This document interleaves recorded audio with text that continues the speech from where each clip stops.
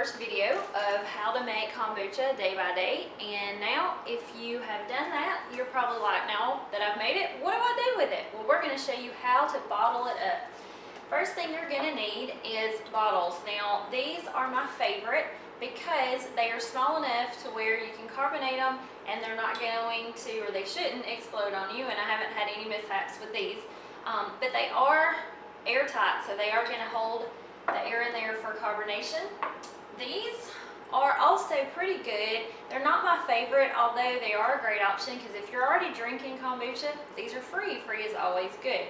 So these are just some that I have reused. The only thing about these is you have to keep up with the lids, which is sometimes a pain, and they aren't airtight, so just have to keep that in mind.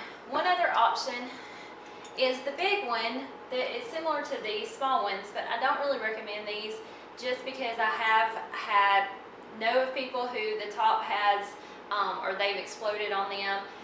I think it's just too big to hold this much, even though it should hold the air in there for the carbonation, but just be careful if you're using these. So it is an option, but I would recommend the small ones.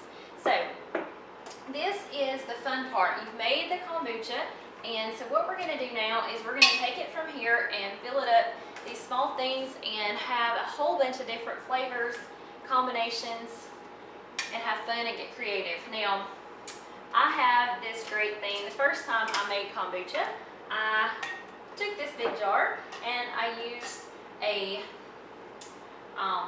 what is it called? Whatever this is called, I can't think of it right now, a funnel, and I put it in here and I would have to pour it in. It made a big mess.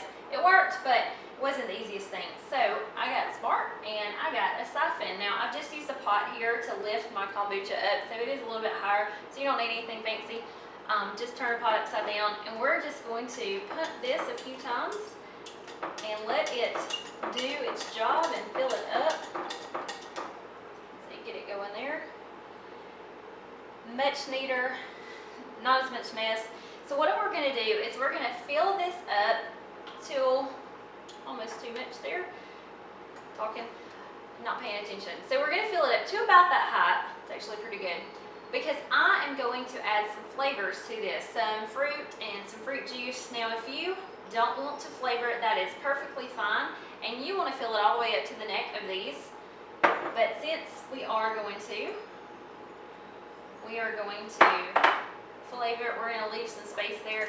They say anywhere from 10 to 30% of your finished product is what you want of your flavor, your fruit juice, or your fruit. And you know me, I exact science here, so I'm going to measure that. Not really, I'm just going to eyeball it and see, kind of guess, about 20%. These, the same thing, I'm going to fill it up to about here. Again, if you don't want to flavor it, it is perfectly fine. You're going to just fill this one all the way up to almost to the lip there, where you're going to screw it up. And I am just going to keep on doing this. Like I said, this makes it so much easier. Don't even have to worry about our SCOBY in there. We just stick this underneath. I am squeaking today for some reason though. I'm going to keep filling these up, and I'll be right back when we finish to show you how to flavor it and give you some ideas of what our favorite flavors are. Alright, now that I have all of these filled up, and as you can see, I've left about 2 cups. This will be my starter tea with my SCOBY for my next batch. So I'm just going to push that out of the way for right now. Now that I have all these filled up, and you can see they're about the same height, I am going to get flavoring. Whatever bottle you decide and whatever flavors you decide to use, I highly recommend labeling them. That way, the ones that do work, you'll know, and you can repeat those. The ones that don't work, you can know not to do those again. Because there are some flavors that you think sound great, and we've done that, and they end up not being so great. One of our favorite is cranberry grape. And I don't know why, but it carbonates really well. So these are just frozen cranberries that I'm going to pop down in here. So you can use fresh fruit, you can use frozen fruit, and fruit juices. Fruit juice is my favorite thing to use just because it's the easiest to get in and out, the less messy or least messy thing to do. It's not gonna fit. So I'll just pop some of these. Cranberries are so good for you. They have anti-cancer properties. I don't know why we don't eat more of them. So great way to get some cranberry anise. And grape, just gonna use the grape juice here. All of these juices are pure juice, no, not from concentrate, just fresh pressed berries into juice. And they're all organic also. And I'm just gonna fill this the rest of the way up to the neck here with the grape. Grape by itself is also another one of our favorite. The last thing I put in is ginger. Fresh ginger just smells so good. And ginger is also really good for you. It's great for digestion. It's got antiviral properties to it, anti-inflammatory properties to it. So ginger is just all around good for you. So I love sticking one in there. Now, you don't want to shake it, but if some stuff is stuck up at the top, you can kind of roll it around gently. Make sure everything is submerged in your tea. And that's it. Now, I'm going to finish doing some of these. We'll add, let's see, this one is cherry lemonade.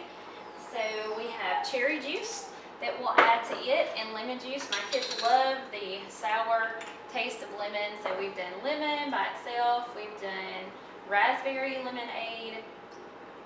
And all of those are really good. So this is just a great thing at this point to just be creative, try some things that sound good.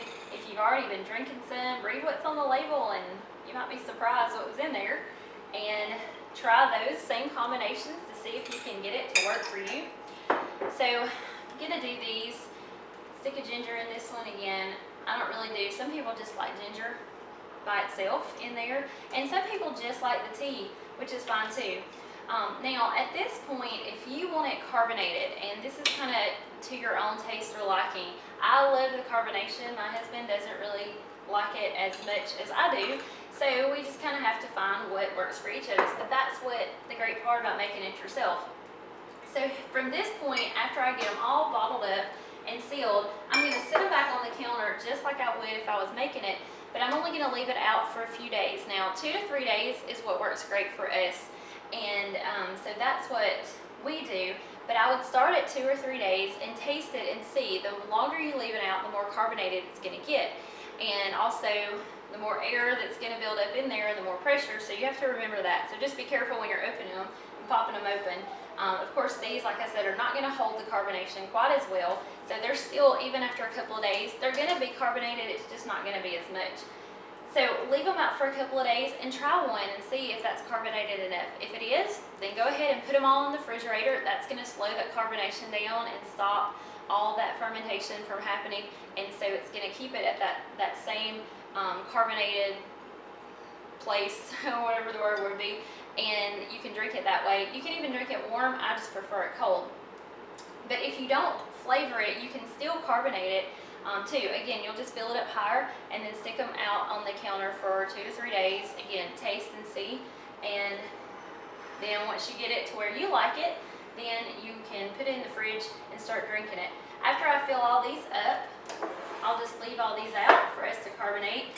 This leftover here, what I'm going to do with it is I am going to pour this. This is when an extra gallon jar would come in handy. You'll be searching thrift stores and yard sales for one of those. I have another one, but it's in use. So what I'm going to do is pour this into just another glass jar so that I can make my tea. In this one, I'll just wash it out with hot soapy water. I'm not going to worry about sanitizing it because when I make my hot tea, my boiling water that goes in, it'll sanitize it in. I'll make that, fill it up, let it cool down to room temperature, and then I'll put my SCOBY and my starter tea back in, and there we go. I have a new batch brewing. So I'm going to finish up here, add some more flavors. I think I'm going to do some raspberries. Frozen fruit's not the best because it kind of gets messy, but that's okay. Have fun.